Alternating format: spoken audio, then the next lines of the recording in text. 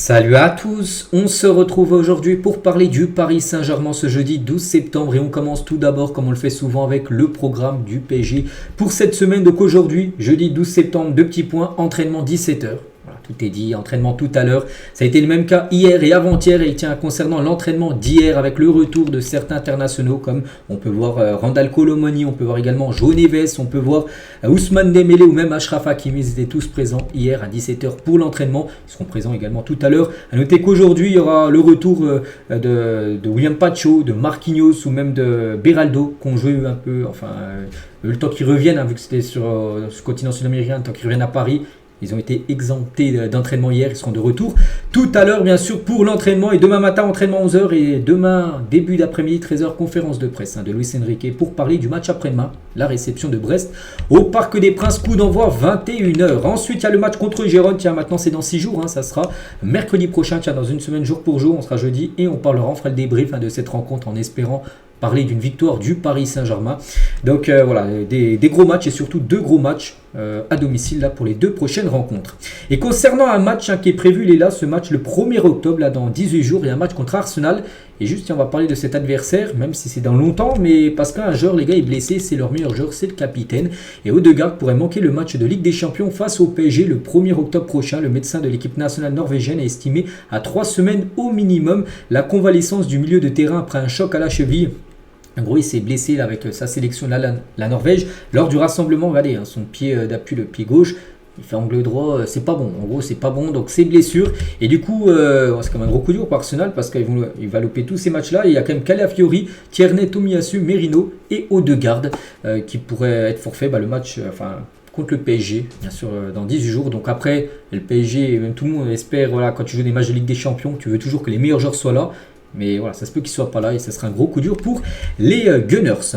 On continue avec un communiqué officiel de la part du club. Donc le PSG a appris avec une vive émotion la disparition de Didier Roustan. C'était hier. Le club présente ses plus sincères condoléances à la famille, amis, aux proches de Didier, journaliste passionné et inspirant.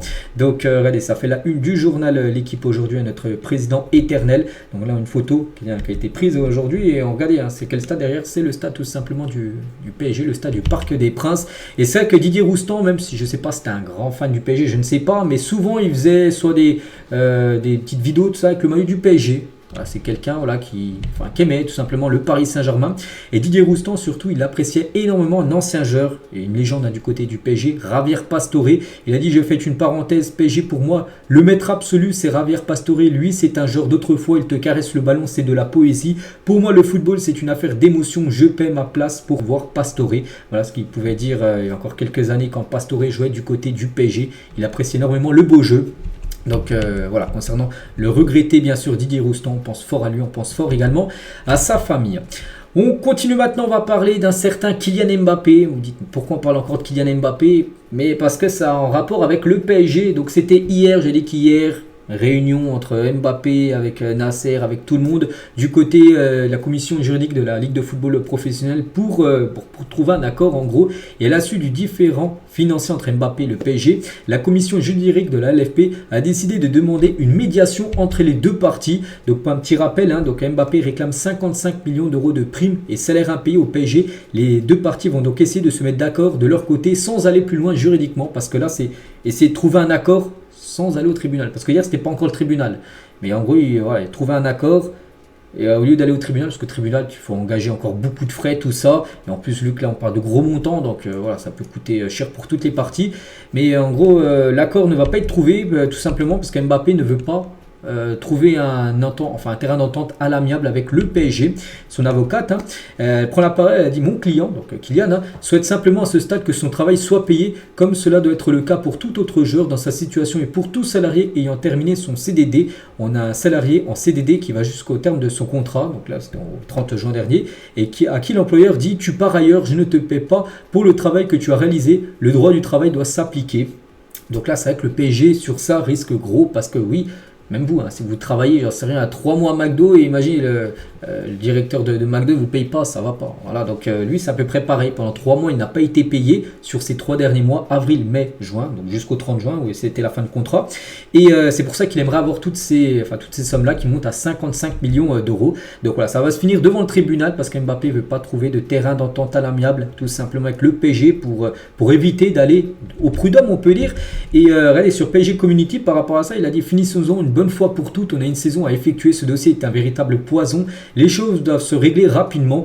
Bon, après, moi, je comprends qu'Mbappé, quand même, veuille récupérer son argent. Parce que, comme j'ai dit, hein, si tu travailles, si ton patron ne paye pas, ça passe pas.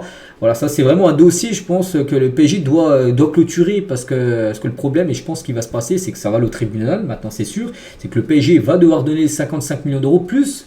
Encore quelques millions en plus par rapport aux intérêts dommages, hein, voilà, que Mbappé va certainement recevoir encore en plus. Donc en gros, tu vas payer encore plus que ce que tu lui devais tout simplement. Et c'est la source parisienne, donc lui, son ressenti sur le cas Mbappé, il a dit le PSG a tout donné à Kylian Mbappé. C'est vrai, avant Paris, c'était un joueur prometteur avec un très gros potentiel. Et à Paris, c'est devenu le potentiel meilleur joueur au monde. Le club lui a donné des infrastructures, une vraie place de leader dans l'équipe. Ses désirs ont été réalisés, même les plus déraisonnables. Certains joueurs ont été écartés pour lui. Il voulait plus de joueurs de l'équipe de France. Nasser lui a ramené Dembélé, Lucas Hernandez et Colomoni. Niveau salaire, vous le savez, il a reçu presque 1 milliard d'euros à Paris au total pour au final planter le club et partir et ne rien laisser. Tout cela pour encore plus toucher 150 millions d'euros prime à la signature, hein, du côté du Real Madrid. Il était libre de partir au Real, c'est son droit. Mais au minimum, il aurait dû tenir sa parole et faire en sorte que toutes les parties s'y retrouvent. C'est dommage, hein, car une parole d'homme vaudra toujours plus qu'un chèque, car la parole reste, mais l'argent, lui, s'envole. Voilà ce qu'il a pu dire, hein, à la source parisienne. Mais c'est vrai que Mbappé, là, sur ça, il n'a pas trop de parole parce qu'il avait dit, il y a quelques années, jamais je partirai sans que le PSG, en gros, reçoive de l'argent. En gros, il partira pas libre. Il a toujours dit ça. Il a dit que le PSG, quand il partira du PSG, le PSG recevra une somme d'argent. Et on a pu voir que le PSG, non, il est parti du Paris Saint-Germain gratuitement. Il a le droit, bien sûr. Mais alors, voilà, qu'il renonce tout simplement à toutes ces... Qu'il fasse cadeau au PSG de 55 millions. Oui, c'est vrai qu'on parle de sommes énormes. Mais bon, vu qu'il part gratuitement et vu qu'il avait dit sa parole, voilà, que le PSG recevrait quelque chose, et ben voilà, qu'il renonce à ça. Donc voilà, c'est pour ça que la source parisienne, il n'accepte pas trop ce qu'il a pu faire Mbappé, d'avoir dit ça, puis en gros le contraire quelques années après. Donc voilà le cas Kylian Mbappé, c'est vraiment dommage, hein. C'est vraiment dommage, voilà, que ça s'est fini comme ça.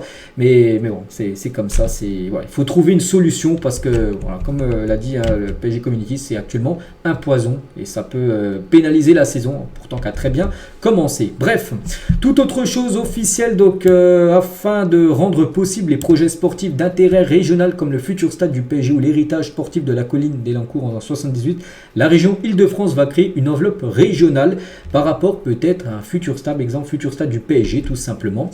Donc le futur stade, hein, parce que vous savez que le stade actuellement c'est le parc, mais voilà, ça pourrait être de nouveau encore le parc et on espère, mais ça peut être aussi un autre emplacement pour construire un nouveau stade. Donc le PSG veut une enceinte de 60 000 places. C'est un nouveau stade qui venait d'être construit. Donc la mairie de Paris ne veut toujours pas vendre le Parc des Princes. Donc voilà, donc la région Île-de-France met à disposition un espace de 50 hectares, comme j'ai dit. Bon là, c'est pas le stade. Imaginez si le stade il est créé, un nouveau stade. C'est pas celui-là. Là, c'est juste fait par une intelligence artificielle. Mais voilà, 60 000 places, je trouve quand même que ce serait peu. Voilà, je vous cache pas. Si imaginez le PSG reconstruire un stade, voilà. Je pense que 60 000 places, c'est non, il faudra au moins, je pense, 70 000 places. Donc actuellement, le stade, c'est 47 000 places. Donc oui, tu augmentes de 13 000 places, hein, bien sûr, tu passes de 47 000 à 60 000, voilà, tu as gagné 13 000 places, mais je pense que ce sera encore trop limité pour un club comme le PSG, il faudrait viser plus grand tout simplement, je sais pas, je vois des clubs comme le Barça, comme le Real, comme Manchester United, comme Dortmund, qui ont des stades à plus de 85 000 places pour certains, donc je pense que le PSG au moins 70 000 places, hein, si un nouveau stade bien sûr est construit, mais parce que la plupart des supporters veulent ça, veulent continuer bien sûr du côté du parc, et regardez, la meilleure du PSG, il a mis le PSG, c'est au Parc des Princes, c'est vrai.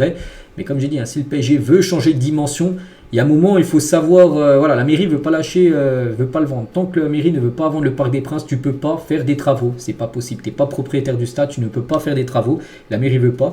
Donc il y a un moment, il faut savoir, voilà, par exemple, je sais pas, des matchs de Ligue des Champions, des places, on se souvient contre Dortmund en demi-finale saison dernière, hein, les places étaient à 400, 500 euros.